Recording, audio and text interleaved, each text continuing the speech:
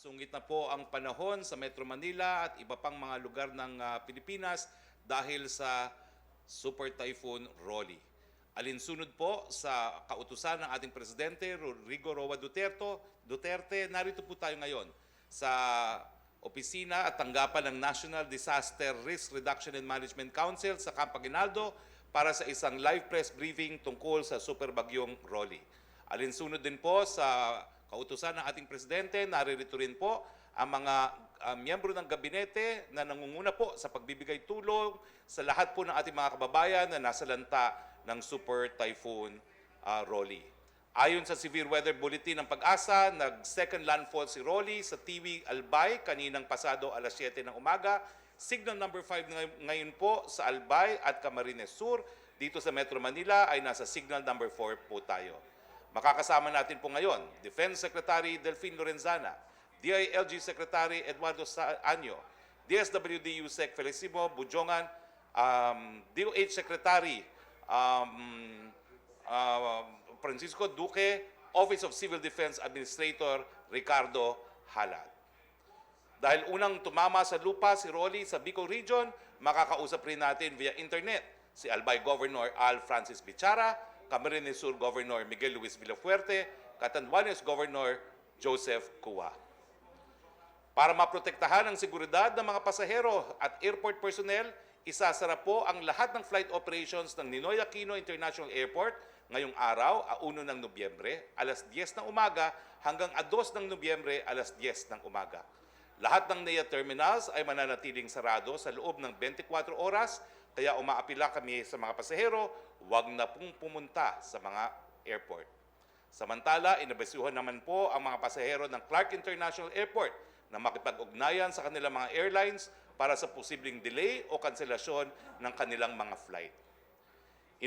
Inabisuhan naman ng Maritime Industry Authority, Marina, ang mga ship owners at operators na i-monitor at sumunod sa weather announcements ng Pag-asa at notices to mariners na in-issue ng National Mapping and Resource Information Authority, NAMRIA, at Philippine Coast Guard tungkol sa sea state at gale warnings. Para maiwasan ang untoward maritime incidents, inatasan ng Marina ang lahat ng ship owners na sumunod sa mga advisories na in-issue na may kinalaman sa no-sail policy. Matapos ideklara ang signal number 4 sa Metro Manila, suspendido na rin po ang operasyon ng MRT-3, LRT-1, LRT-2 at PNR.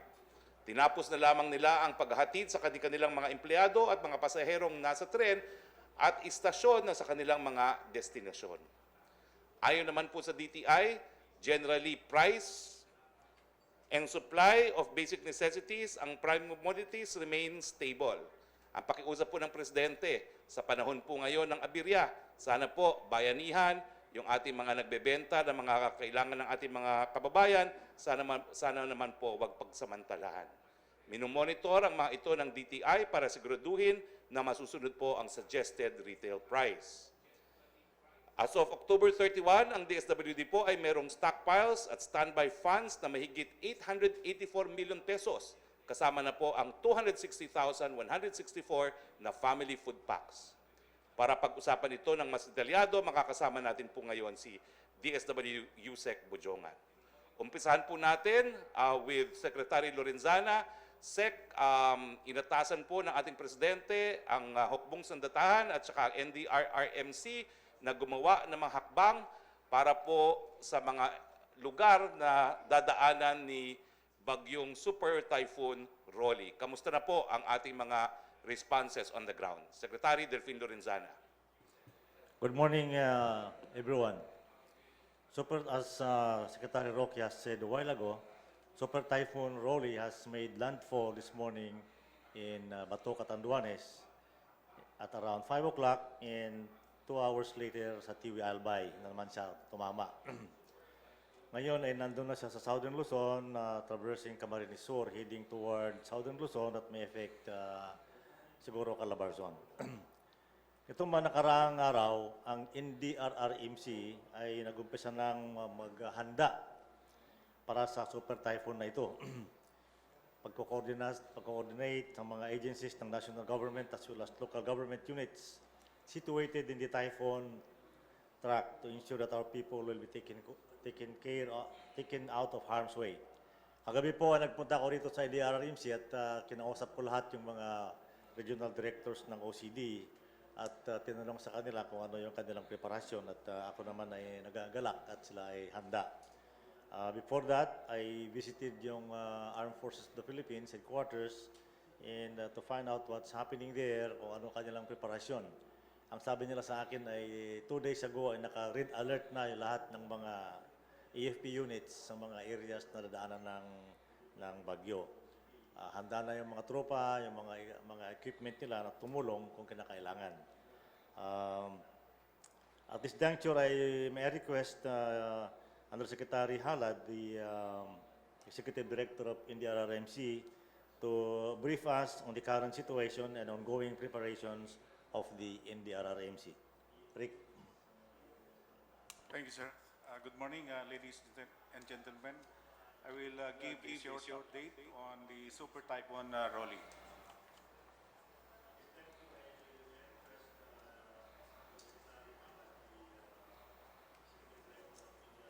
Please show. Delayed lang yan.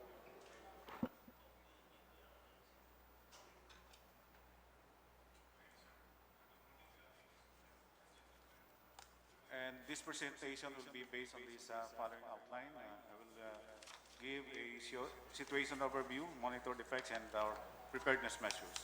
Now, for the situation overview, which is based on the Pag-asa's latest severe weather bulletin. Next slide. Next slide.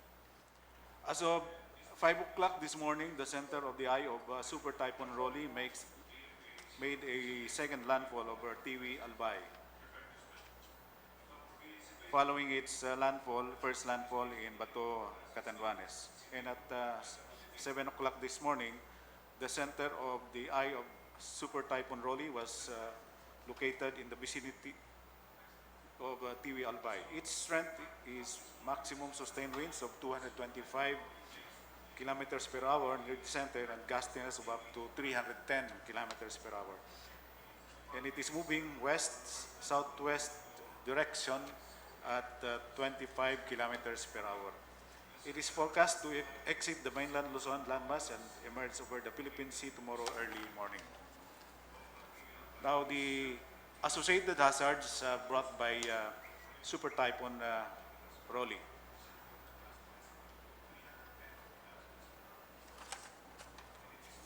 Rolly will bring heavy to intense with at times torrential rains over Bicol region,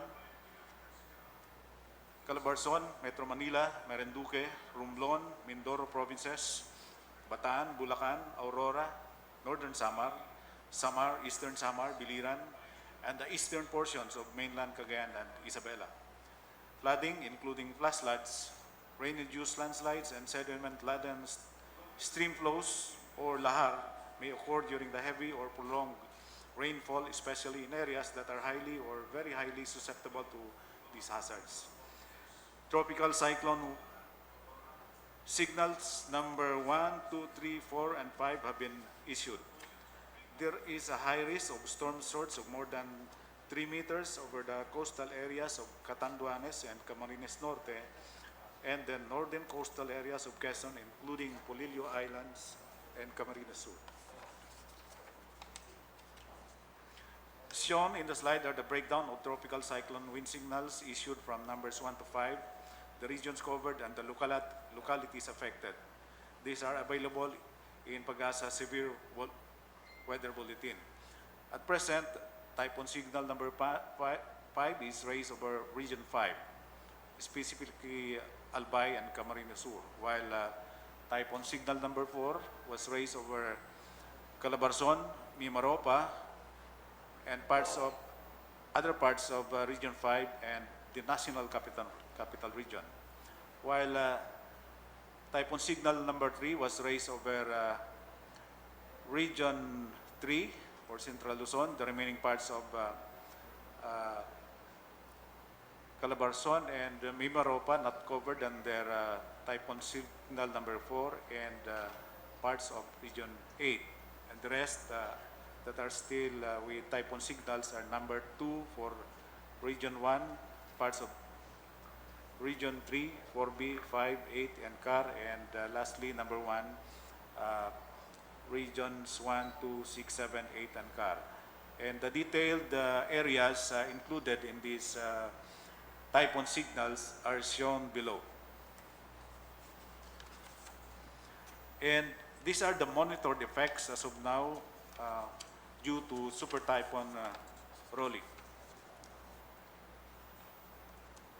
Based on the current projected track of Super Typhoon Roque, an estimated population of 19.8 million are exposed to the typhoon within the 60-kilometer diameter and 31.9 million within the 120-kilometer diameter.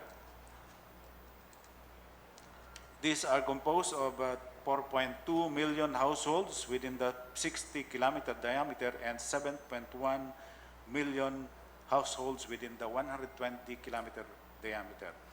Of this exposed population, 1.3 million within the 60-kilometer diameter belong to the poor population, while 2.4 million within the wider diameter of 120 kilometers belong to the poor population. And the number of households made of light materials within these two diameters are 105 within the 60-kilometer diameter and 105,000 and 221,000 households within the 120-kilometer diameter. As of now, rather, these exposed population are from the regions 5, Calabarzon, Mimaropa, the NCR, Region 3, Region 1, 2, 6, 7, 8, and 9. And as of now, the total number of families and individuals preemptively evacuated numbered 96,543 families, composed of 346,993 individuals. As of now, there is no monitored casualties yet and cost of damage. These are the breakdown of the preemptive evacuations conducted from regions in NCR, Cordillera, Region 3, Calabarzon, Region 5, and 8. And our preparedness measures. Next slide.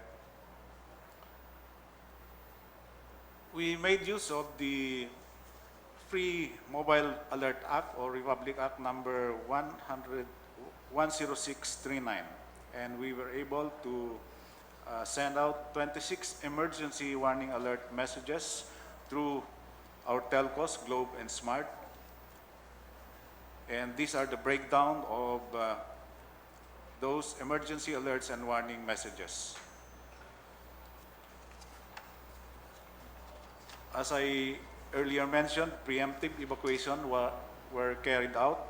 This is based on the issuance of the Operations Listo Protocol by the Department of Interior and Local Government, most especially in those areas within the critical typhoon path and within the inner diameter colored red. These are the areas which are the priority for the implementation of preemptive evacuation. The National Disaster Risk Reduction and Management Council Response Cluster, next slide please, were also activated at the national level and at the regional level in the regions directly affected by Super Typhoon Roque. The Department of Social Welfare and Development, being the Vice Chair for Disaster Response, heads the operations of the response clusters of the NDRRMC. Here are the specific response clusters activated and their respective preparations. Next slide. For the search, rescue, and retrieval cluster being led by the Armed Forces of the Philippines, has prepared disaster response units as standby force in case assistance will be needed. A total of 4,181 personnel has been identified as ready forces. On the other hand, the health cluster being led by DOH has already prepositioned drugs, medicines, supplies, kits, and other commodities through the DOH Centers for Health Development and the Central Office. For the food and non-food items cluster being led by DSWD, family food packs have been readied in several strategic locations all over the country. The cluster has also prepared the total available NFA and its quick response fund as standby fund. These are the figures indicated are stocks and funds of OCD, combined stocks and funds of OCD and DSWD. But we have no worry on this because requests for augmentations have already been sent to DBM as early as the other week.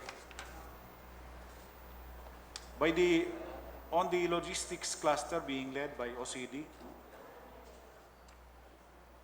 with the collaboration and active participation of the logistics cluster member agencies, the cluster was able to develop an operational plan for Typhoon Rolly.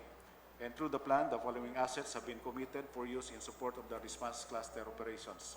We have available 8 air assets, 66 seacraft, and 40 land transportations committed from the different agencies as shown: the Philippine Air Force, the Philippine Army Aviation Regiment, the Philippine Coast Guard, Bureau of Fire and Protection, MMDA, and DSWD.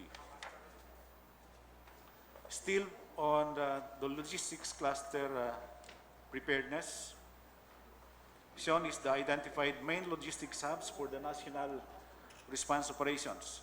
The National Disaster Risk Reduction and Management Council Humanitarian Resource Depot at Clark, Pampanga has been identified as the alternate logistics hub of the National Council.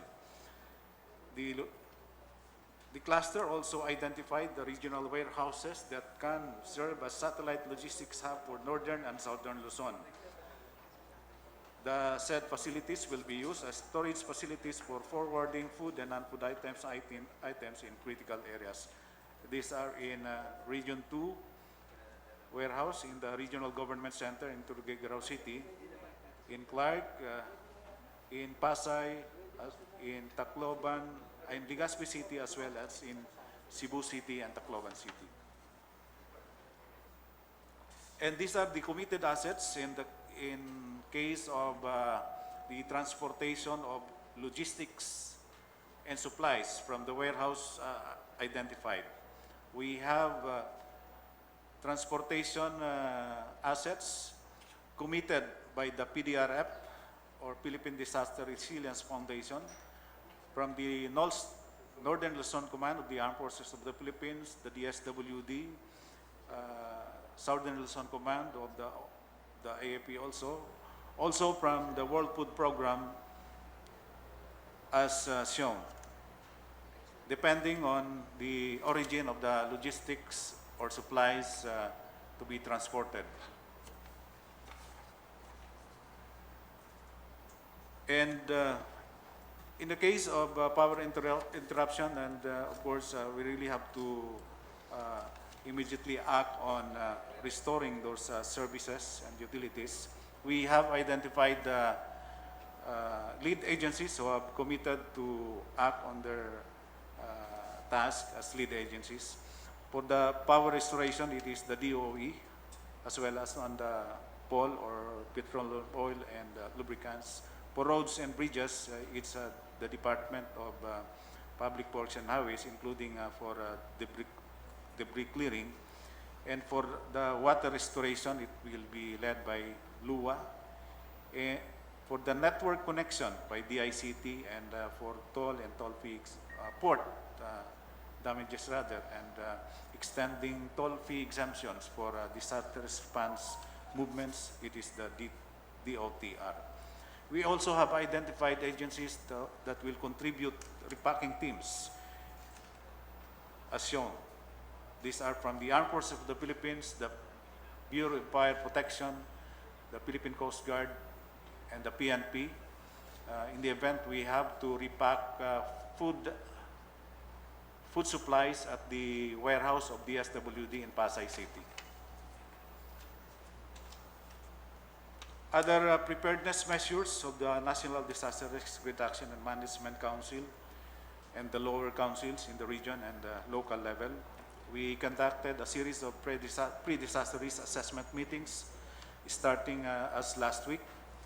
We conducted preemptive evacuation instructions or issued preemptive evacuation instructions and follow-ups with our regional offices and local government units, issued typhoon warnings, advisories, and directives, and held physical and virtual emergency operations center.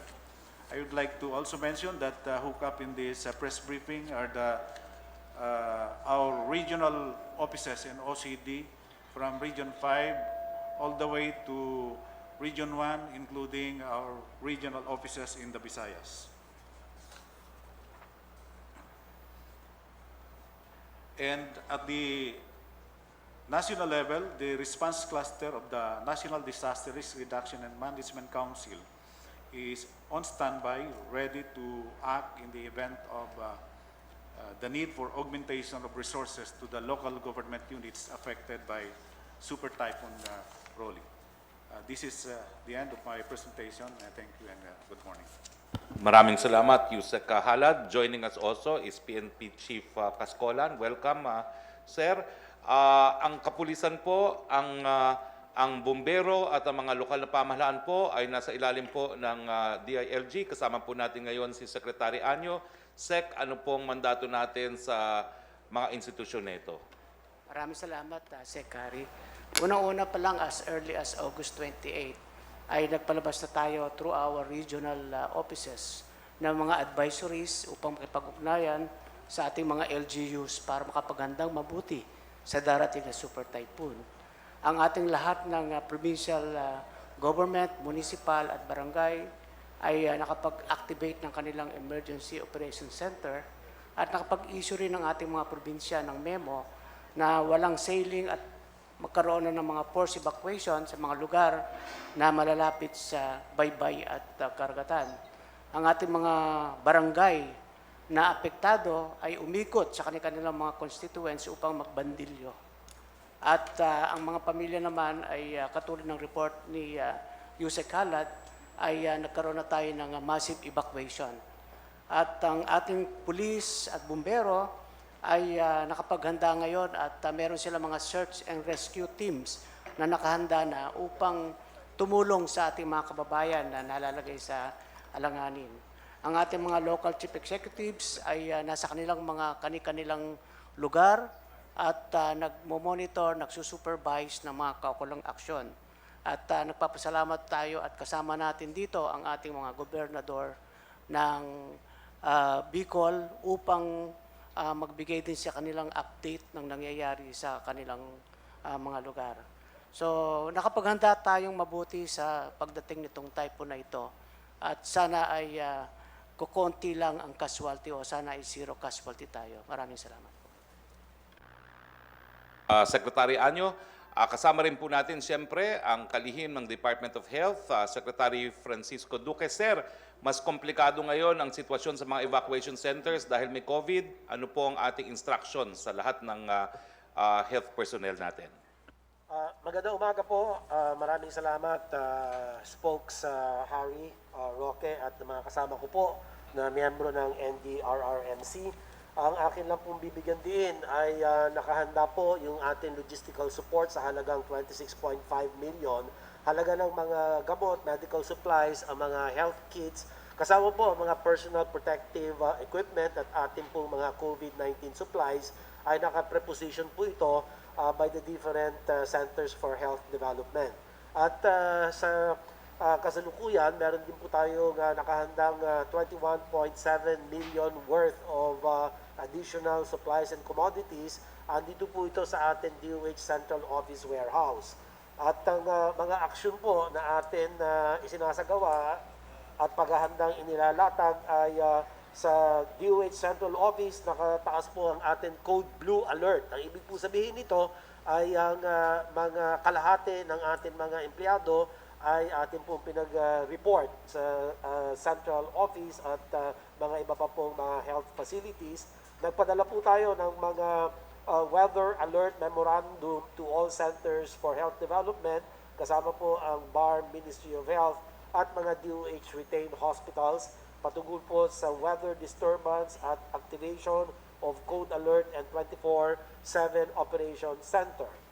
Nag-issue din po tayo ng advisories to all CHDs to be affected by the typhoon for their proper guidance and assessment of temporary treatment and monitoring facilities for possible transfer of patients. Ito po yung tinatanong ni Secretary Roque kung ano po ang gagawin at akin pong iuulat yan maya-maya.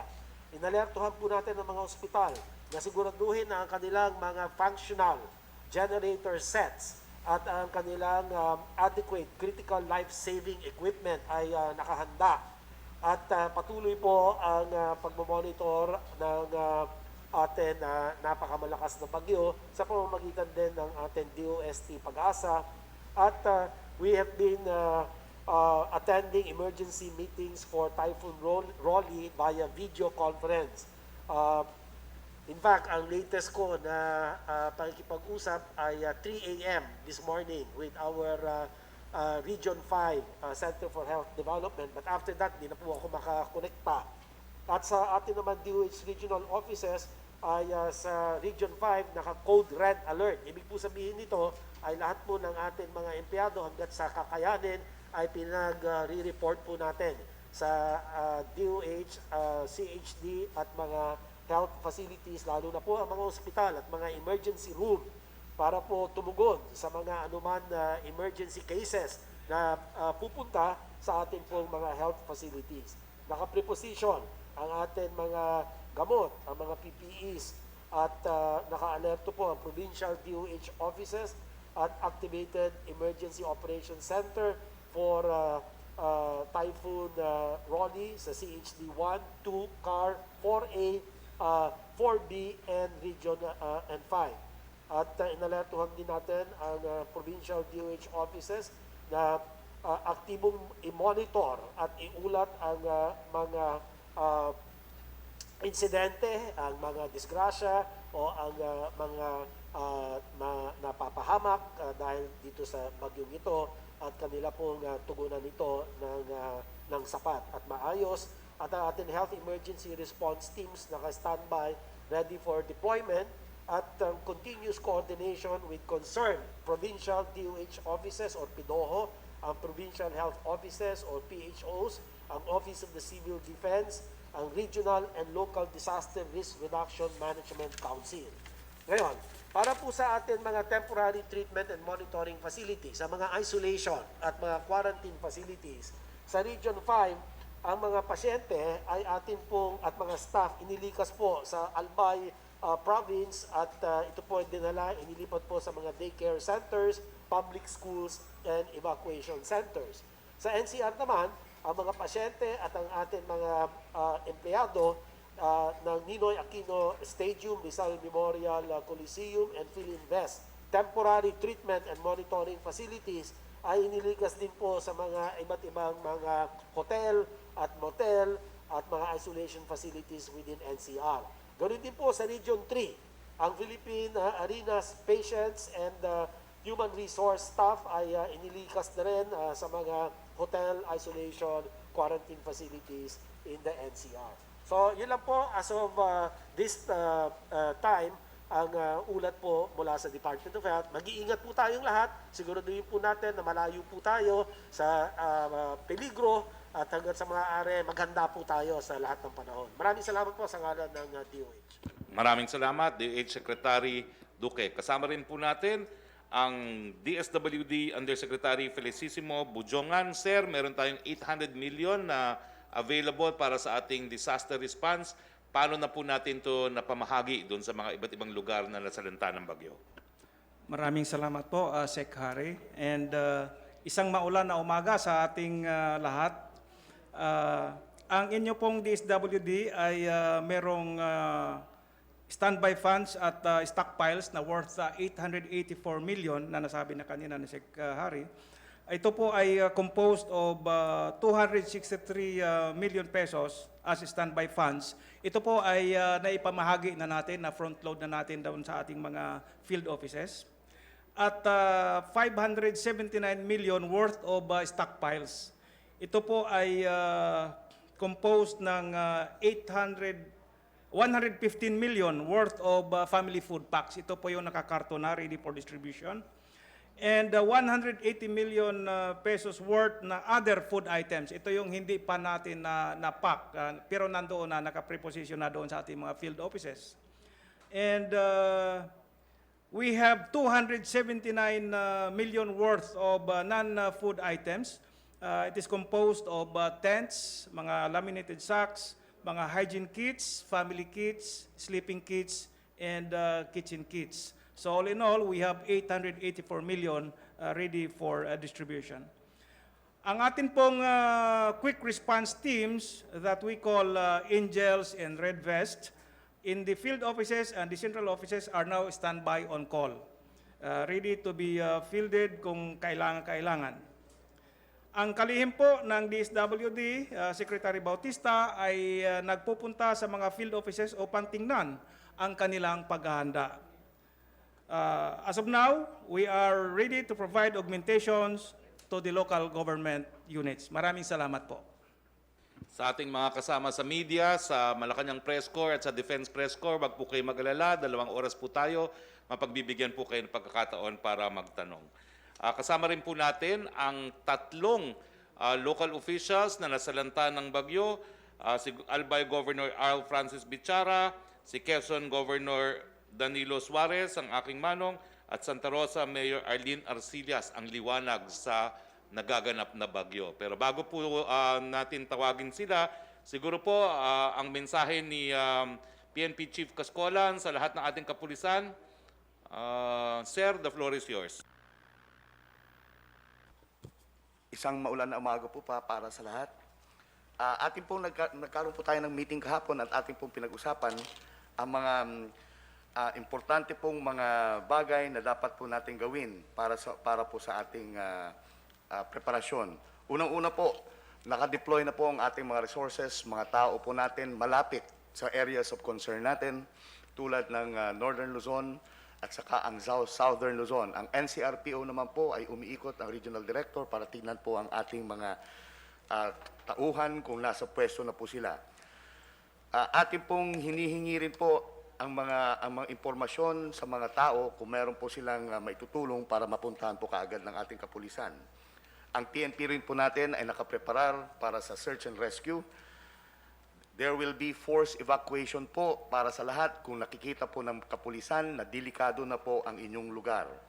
Atin din pong tinitignan ang ating network ng communication para kung maputol man ay magamit natin po ang ating mga equipment kung saan-saan, lalo't-lalo na sa Southern Luzon at lalo't-lalo na po sa may Bicol area. The South contingent po ay naka-standby na po. Northern Luzon, NCRPO, and Southern Luzon, sila po ay tutulong sa mga nangangailangan na ating mga kababayan. Ang command and control po natin ay ang mga DIPOS or ating mga directors for integrated police offices ng Southern Luzon, si General Ono Daway, sa Northern Luzon, General Manny Abu, at saka sa NCRPO, Major General Debold Sinas. At ang PCC or ang PNP Command Center po ang ating pong sentro or focal po ng lahat ng komunikasyon ng Philippine National Police in coordination po sa NDRRMC. Atin na rin pong nirelay po sa lahat. Meron po tayong pinalabas po sa social media kung paano po tayo mag-prepare sa typhoon, ano po dapat ang gawin natin po sa mga paligid natin. Yan lang po, maraming umaga po. Salamat, PNP Chief Cascolan. Bago po tayo magpatuloy ay Meron po tayong update sa Pag-asa. So, Pag-asa, please, for the update.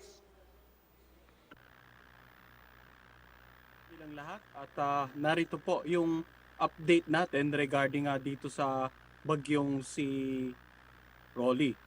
So allow me to share my screen po. So ito pong nakikita natin ngayon sa ating screen ay yung satellite animation na nagpapakita na dalawang sama nga ng panahon yung minomonitor natin. Pero ang pinaka-focus po natin ay yung bagyong si Rolly na kanina ay tinatayang nasa around 45 kilometers silangan ng Pili, Camarines Sur. At gaya nga po na nabanggit kanina, naglandfall po ito at nagkaroon po tayo ng mga lugar na may warning signal. So, ito yung forecast track po natin as of 8 a.m. Makikita po natin sa ating screen na generally it will move and traverse the southern Luzon area within 24 hours at posible nga natawirin ito yung Camarines provinces bago tumungo pa sa general direction ng Marinduque, southern Quezon ngayong hapon. At si Rolly po ay inaasa na lalagpas ng kalupaan ng ating bansa sa pagitan po ng mamayang gabi hanggang bukas ng umaga. Bahagyang hihina, subalit nasa possibly typhoon category pa rin po habang tumatawid ng kalupaan ng bagyong si Rolly. Kaya po yung mga warning signals na in effect inaasahan pa rin po natin. Warning signal number 5 sa Albayat, Camarines Sur, habang we have warning signal number 4 sa Catanduanes, Camarines Norte, sa northern portion ng Sorsogon, at ganun din po sa Burias Island, sa central and southern portion ng Quezon, at dito sa central and southern portion ng Rizal, dito sa Batangas, Cavite, Metro Manila, Laguna, Marinduque, sa northern portion ng Romblon, sa northern portion ng Occidental Mindoro, at sa northern portion ng Oriental Mindoro. Samantala, meron po tayong nakataas na warning signal number 3 sa titirang bahagi ng Sorsogon, sa northern portion ng Masbate, kasama ang Ticao Island, sa natitirang bahagi ng Quezon, kasama ang Pulilo Island, sa natitirang bahagi ng Rizal, sa buong Bulacan, Pampanga, Bataan, sa southern portion ng Zambales, at ganun din po dito sa Visayas sa northern Samar. At warning signal number 3 pa rin nakataas sa central portion ng Occidental Mindoro, kasama ang Lubang Island, at sa central portion ng Oriental Mindoro. Habang warning signal number 2 naman po nakataas sa mga lalawigan ng Aurora, Nueva Vizcaya, Quirino, Benguet, La Union, Pangasinan, sa natitirang bahagi ng Zambales, sa buong Tarlac, Nueva Ecija, sa natitirang bahagi ng Oriental Mindoro at natitirang bahagi rin ng Occidental Mindoro, sa natitirang bahagi ng Romblon, sa natitirang bahagi ng Masbate, at ganun din dito sa northern portion ng Samar, sa northern portion ng Eastern Samar, sa extreme northern portion ng Antique, at sa northwestern portion ng Aklan. Samantala, warning signal number 1 naman nakataas sa mainland Cagayan, sa buong Isabela, Apayao, Kalinga, Mountain Province, Ifugao, Abra, Ilocos Norte, Ilocos Sur, sa Calamian Island, sa natitirang bahagi ng northern portion ng Antique, sa natitirang bahagi po ng Aklan, sa Capiz, sa northern portion ng Iloilo, sa northern portion ng Cebu, kasama ang Bantayan Island, sa Biliran, at sa natitirang bahagi ng Samar, ganun din sa natitirang bahagi ng Eastern Samar, northern portion ng Leyte. So, yung mga nabanggit po nating lugar, mula warning signal number 5 hanggang 2 ay makakaranas ng masungit na panahon. Kapag sinabi po nating masungit na panahon, katamtaman hanggang sa malakas hanggang intense rainfall na posibleng magdulot ng mga pagbaha at pagguho ng lupa, pagbaha sa mga low-lying areas, pagguho ng lupa dahil sa mga pag-ulan sa matataas na bahagi ng mundo. So yung mga mountainous regions po, yung mga residente na tiniran sa mga gilid ng bundok, hopefully by this time ay nailikas na po natin, gaya nga po na nabanggit ng ating mga kasama sa disaster preparedness and mitigation.